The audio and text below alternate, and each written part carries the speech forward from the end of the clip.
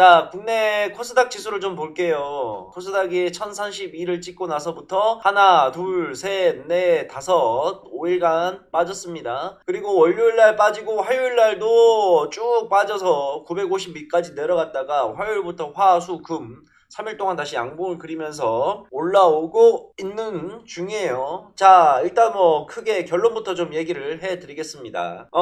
쫄지 마라. 결론부터 얘기를 해드리자 그런다면 쫄지 마라. 또 시장이 걱정하는 대규모의 하락은 나오지 않을 것이다 라고 생각하는 게 저의 지금 제가 바라보는 시장의 모습이고, 공매도 이슈는 이제 슬슬 마무리가 돼가는 게 아닌가라고 생각이 들어요. 결국에는 지금 보게 되면 이 구간에서 이렇게 빠졌던 건 결국은 공매도 재개에 대한 어느 정도 불안과 우려, 그러한 것들이 시장에서 나타난 거라고 보이고, 실질적으로 월요일날, 이날이죠. 5월 3일 월요일날 이날 보게 되면 음봉이 하나 대량으로 출현을 했어요.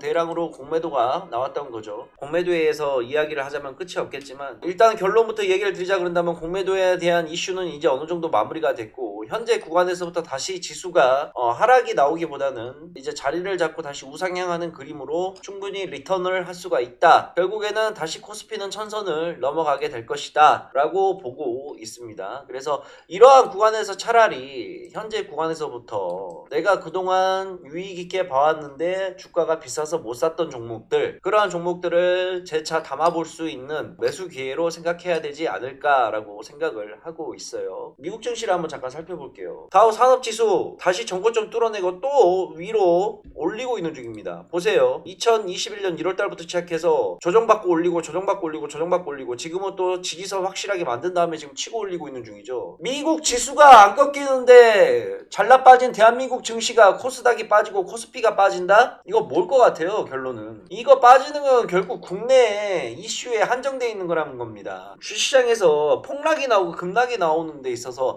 가장 무서운 거는 세계 경제 자체가 공통된 이슈로 인해서 같이 빠져버리는 거는, 그거는 빠져나와야 되는 게 맞아요. 예를 들어서 08년도 서브프라임 때나 아니면은 작년 코로나19 초창기 때 작년 3월달에 작살났던 것처럼 전 세계 증시 자체가 공통된 이슈로 인해서 같이 침체가 되고 같이 빠지는 거는, 그거는 어쩔 수가 없어요. 그거는 국내 시장도 같이 휩쓸려서 빠지게 되면 올라오는데 시간이 걸릴 수밖에 없는데, 미국 증시가 이렇게 다우지수가 굳건히 버티고 있고 지 갈 길 가고 있는데 잘나 빠진 아무것도 아닌 대한민국 증시가 지 혼자서 빠지고 있다? 이거는 손절을 해야 되고 현금을 비중을 늘려야 되는 게 아니라 오히려 매수의 기회로 보고, 내가 그동안 봐왔던 비싼 주식들이 가격 조정을 받을 때 가격을 보고 덤벼들어서 더 추가적으로 매수를 해야 되는 시점이라고 생각을 해야 된다는 거예요. 자, 나스닥도 한번 보세요. 나스닥도 어저께 하락 출발했는데 결국 시간 지나면서 오늘 종가는 어떻게 마감시켰느냐? 꼬리 만들고 양봉으로 전환시켰어요. 아니, 미국도 그래요. 다우가 저렇게 버텨주고 있는데 나스닥만 빠진다? 말이 안 되는 소리예요. 결국은 나스닥도 정고점, 여기 개파락 나왔던 뻥 뚫린 공간 보이시죠? 이거 메꾸는 움직임 나오게 될 겁니다. 결국 나스닥도 우상향하면서 정고점 돌파하는 모습이 나올 수밖에 없다는 거죠. 결국 지금의 그러면 우리 코스피와 코스닥 자체가 최근에 급격하게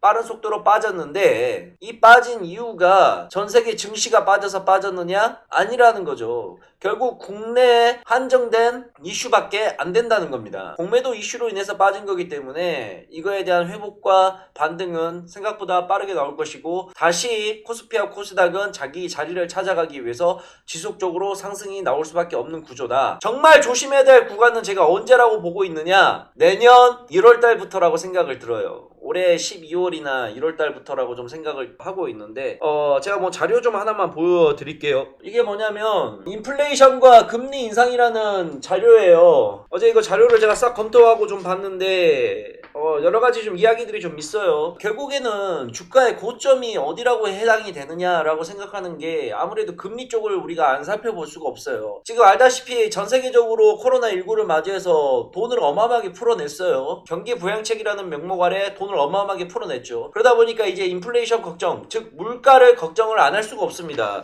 결국에는 물가가 이렇게 급격한 속도로 올라가게 되게 되면, 우리나라만 하더라도 지금 물가 상승률이 이렇게 올라가다 보니까 결국 결국에는 각국의 중앙은행에서 돈을 걷어들이는 수밖에 없어요. 결국에는 그게 그러면 가장 빠른 길은 뭐냐? 금리 인상이라는 카드를 만지작거릴 수밖에 없다는 겁니다. 아니면은 뭘 만지작거릴까? 테이퍼링이라는 게 있어요. 테이퍼링이라는 건 뭐냐면 테이퍼가 이게 끝이 뾰족한 걸 이야기를 하거든요. 양적 완화를 하는데 이거를 처음부터 급격하게 확 올리는 게 아니라 조금씩 단계별로 올린다는 그런 뜻인데, 아무튼 그러한 것들을 각국 정부들이 지금 추진을 하고 있습니다. 그러면 당장 금리 인하가 됐든 양적 완화 조치가 됐든 어떤 조치가 되었던 간에 그게 바로 지금은 실시는 하지는 않을 거예요. 근데 그 실시 시점을 언제로 보고 있느냐? 저 같은 경우에는 올해 말 11월 넘어서 11월, 12월, 내년 1월, 2월 이 4개월 중에 슬슬 그림이 나오고 그렇게 할 거라는 거죠. 그러면 결국에는 금리 인상이 되고 인플레이션을 억제하기 위해서 이런 정부들의 정책이 들어가게 되면 시장 자체는 그때부터 죽어나갈 수밖에 없는 겁니다. 그러면 우리는 큰 그림으로 좀 봐야 될 때 뭘 해야 되느냐? 올해 월말까지는 버틸만 해요. 시장이 괜찮을 겁니다. 그 사이에 돈을 좀 벌어놔야 돼요. 그리고 내년 11월, 12월부터는 매매를 조금씩 줄여나가면서 현금 확보를 미리 해놔야 된다는 거죠. 이해 가시겠죠? 그래서 지금의 공매도 이슈로 인해서 빠진 거는 크게 걱정하지 마라. 결국에는 회복이 나올 수밖에 없는 구조고 그렇게 갈 것이다. 우리나라에는 이제 선거라는 이슈를 크게 놓고 보자 그런다면 뭐가 있냐? 첫 번째로 제일 큰 이벤트가 뭐예요? 바로 대통령 선거가 있죠. 그 다음에 두 번째로 큰 이벤트가 국회의원 선거가 있습니다. 그 다음에 세 번째로 큰 이벤트가 지방시 도지사 뽑는 이 선거, 이렇게 세 가지가 있는데, 역시나 그 중에서 가장 크게 증시의 방향을 일으키고 시장을 좀 이끌어내는 이슈는 대선이 되겠죠. 근데 이 대선이라는 것도 잘 봐야 되는 게 상대가 서로 비슷해야 돼요. 라이벌 구도가 서로 비슷해야지만 시장에 영향을 많이 미칩니다.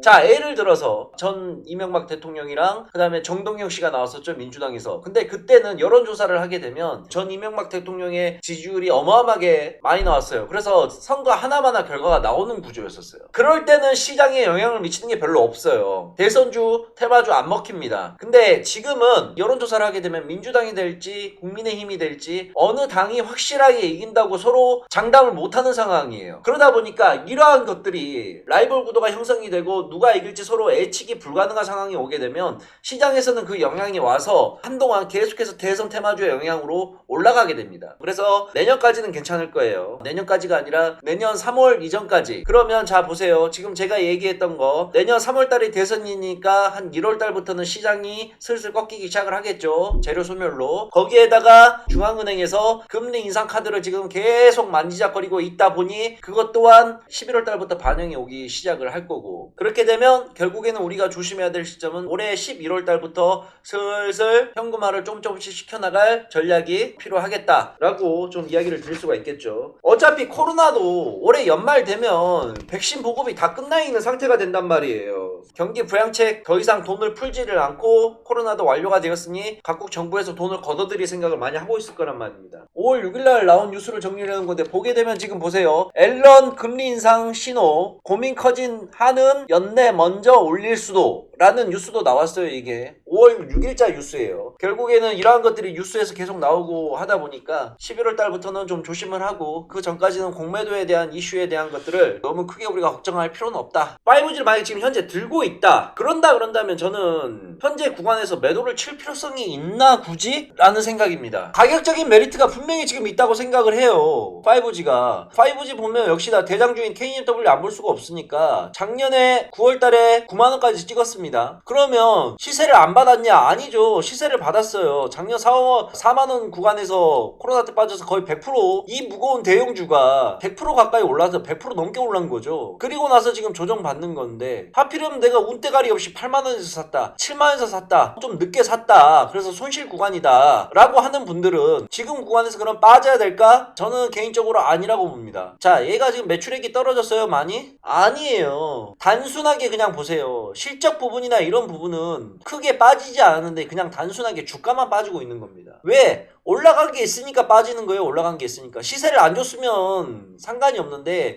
작년에도 시세를 한번 줬고 올해도 1월달에 한번 시세를 줬잖아요. 여기서까지 빠졌다가 하나, 둘, 셋, 3개월간 오르는 모습이 있었잖아요. 그러니까 더 빠진 겁니다. 결국에는 주식을 여러분들이 가장 먼저 봐야 되는 게, 제가 항상 뭐라 그래요? 종목보다는 가격이라고 제가 항상 얘기를 하잖아요. 아무리 좋은 종목이라 할지라도 가격이 너무 높게 형성이 돼 있으면 우리는 안 사야 되는 게 맞고, 가격이 정말 좋은 종목인데 가격이 많이 빠져 있는, 기간 조정이 됐든 가격 하락이 됐든 가격적인 메리트가 있게 되면 당연히 들고 가야 된다는 게 맞다는 거죠. 그러면 현재 구간에서 보세요. 거의 5개월 동안 지금 작살나고 있는 가격대까지 내려와 있는데, 이거는 지금 우리가 매수의 타이밍으로 봐야 돼요? 손절을 잡아야 되는 타이밍으로 봐야 돼요? 이거는 손절의 개념으로 들고 가는 게 아니라 버텨야 되는 개념으로 가져가야 된다는 게 맞죠.